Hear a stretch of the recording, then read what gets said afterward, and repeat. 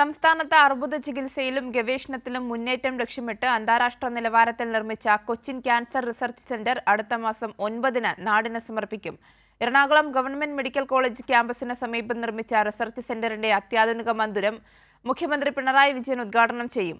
സംസ്ഥാന സർക്കാർ കിഫ്ബിയിൽ നിന്നും 384 കോടി രൂപ ചിലവഴിച്ച് യാഥാർത്ഥ്യമാക്കിയ റിസർച്ച് സെന്ററിന് ഇത്തവണത്തെ ബജറ്റിൽ 30 കോടി രൂപ അനുവദിക്കുകയും ചെയ്തു. ദരിദ്ര വിഭാഗത്തിന് സൗജന്യമായും സാധാരണക്കാർക്ക് കുറഞ്ഞ ചെലവിലും ചികിത്സ ഉറപ്പാക്കുന്ന കൊച്ചിൻ ക്യാൻസർ റിസർച്ച് സെന്റർ ഉദ്ഘാടന സജ്ജമായിരിക്കുകയാണ്.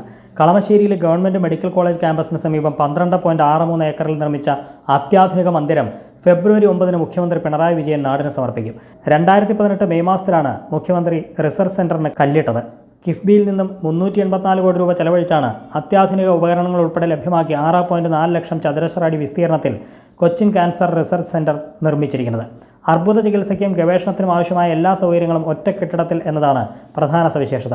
4 ബ്ലോക്കുകളുള്ള 9 നില കെട്ടിടത്തിലെ എ ബ്ലോക്കിൽ രജിസ്ട്രേഷൻ, അത്യാഹിത വിഭാഗം, pharmacy, mammogram, MRI, CT, X-ray, ultrasound, OP, പുനരധിവാസ ചികിത്സ, ഡേ കെയർ, കീമോ വാർഡുകൾ, ശസ്ത്രക്രിയ, ICU എന്നിവ പ്രവർത്തിക്കും. മറ്റ് ബ്ലോക്കുകളിൽ ജനിതക ഗവേഷണ ലാബ്, എഞ്ചിനീയറിംഗ് വിഭാഗം, മോർച്ചറി, അഡ്മിനിസ്ട്രേറ്റീവ് വിഭാഗം, പാലിയേറ്റീവ് ക്ലിനിക് തുടങ്ങിയവ സജ്ജമാകും.